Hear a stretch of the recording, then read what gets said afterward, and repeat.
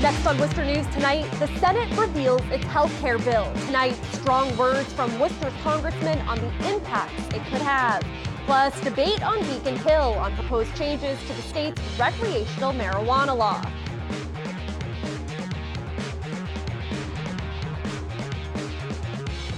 Good evening. Thanks for joining us. I'm Olivia Lemon. Today, Republican Senate leaders revealed their health care plan, and it's already coming under fire from Democrats, including Worcester Congressman James McGovern, who says it would hurt millions of Americans and take away from efforts to combat a nationwide opioid crisis.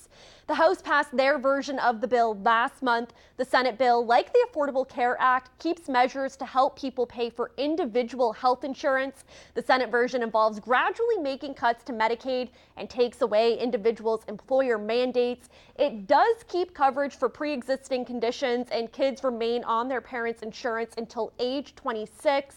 In a phone interview Thursday, Congressman McGovern says the Republican bill will harm the middle class, the poor, and the cuts to Medicaid will negatively impact people dealing with addiction. You know, it shouldn't be called a health care bill because it basically takes away health care from tens of millions of people. This really is a tax cut bill for the wealthiest individuals in this country, not those working middle-class families, but for the wealthiest in this country. That close to $1 trillion that they take out of Medicaid is not going back into make health care better. It's going for a tax cut. And, you know, anybody who reads this bill, unless you have a heart of stone, you will conclude that this is an awful bill and an awful deal for the American people. President Trump says it is just a draft with plenty of time for changes, but Republican leaders want it passed before July 4th. The president says there will be some negotiation, but, quote, it will be good. The Massachusetts State Senate has passed their version of the recreational marijuana bill. The Senate debated 110 amendments to the bill, which came from the House. It's a bit of a rewrite for the ballot question approved by voters in November. Earlier, our Brittany Schaefer got reaction from city residents. This is a far more complex issue than people realize. The Massachusetts House of Representatives passes a revised version of the recreational marijuana law. The vote was in favor, 126 to 28. I laud the legislature for the compromises and the work that they're continuing to do on this. I think that the voters voted for it, and the Senate should go along with what the voters wanted. The proposed changes would increase the tax on marijuana from 12 to 28%. I don't know if you can really tax it, you know, to the point where it's making a difference. I mean, you're already putting an added cost to it. I know the state wants their money, but it should be what the voters voted for, the 12%. It would also give municipal officials, instead of voters, the power to ban marijuana shops from their communities. I don't think there should be that many rules. Just let the people buy it and use it, and, you know, if there's any trouble, then you can take care of it. Worcester residents seem to have differing opinions on if this could be good for voters. We have time to make sure that we do the right thing, and we need to do that. I think there's a lot of issues out there that need to be addressed, and so I'm very grateful to the legislature for the comprehensive look that they're giving this. I don't agree with them. We got it legal. There's nothing wrong with marijuana. I have glaucoma. I need it medicinally. I'm not happy with it, but as long as the option to grow my own is out there, it doesn't matter. Brittany Schaefer, Worcester News Tonight. And the Senate's bill passed by a margin of 30 to 5. It now goes to a committee of state representatives and senators for revisions before heading to the governor's desk. The city of Worcester kicks off the summer by launching a pilot version of its new website. City manager Ed Augustus and the website's design team displayed the new site at a kickoff party Thursday. The pilot allows the public to experiment with the page and provide feedback for the city, who expects a full launch of the new site by the end of the summer. City manager says it was time for Worcester to upgrade and modernize the website. It was a little kind of cluttered. It wasn't intuitive when people were looking to find basic information. And so the new website really is a lot more user-friendly, a lot more focused on the needs of somebody coming to the website. And you can visit the city's new website at www.pilot.worcesterma.gov.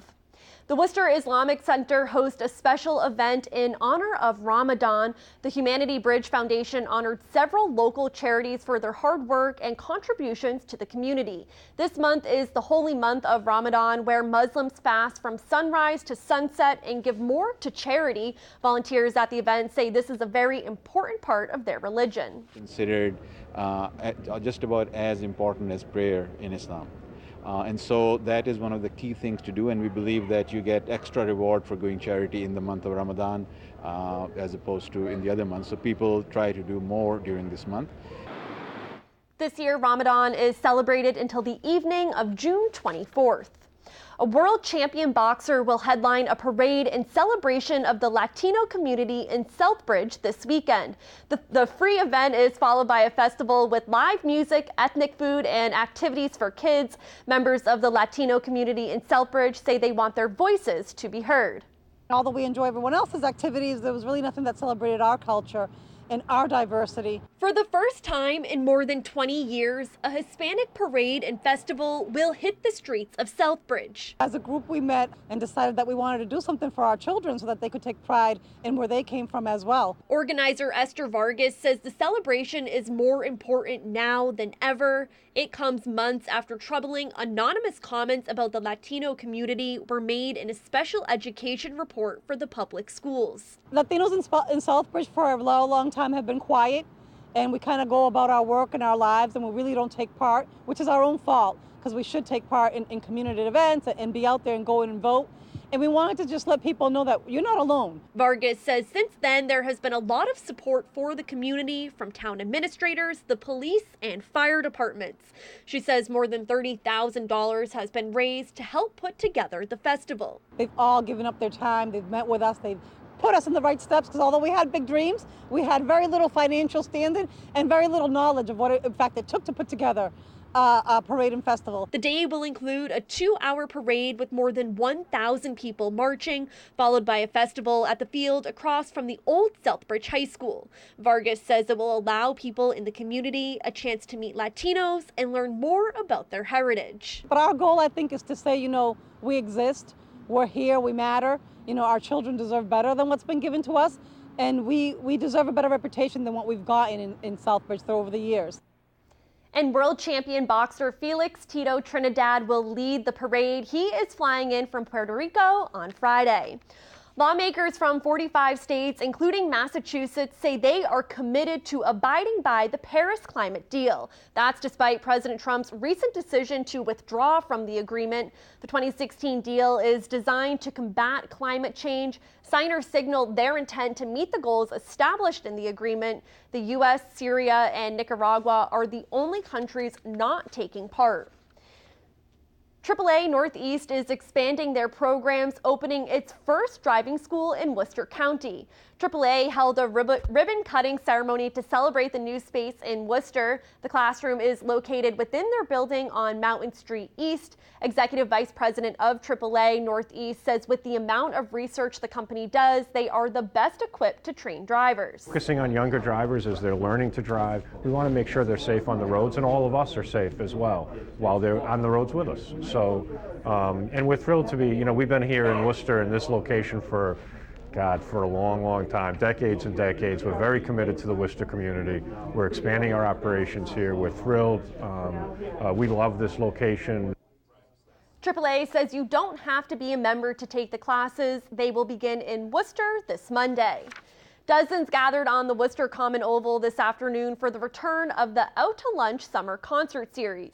It's the 8th year the city has put it on, and as our Rosalind Flaherty tells us, people today say they are excited it's back.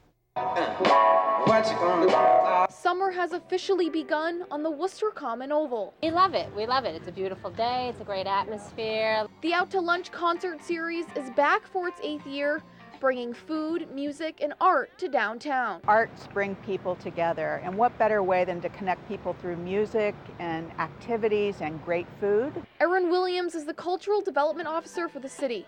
She says the series takes more than 6 months to plan. We have it down pat now, but we do a very highly selective process for bringing in our talent and working with our vendors. Dozens joined in on the fun as they listened to music and ate some food.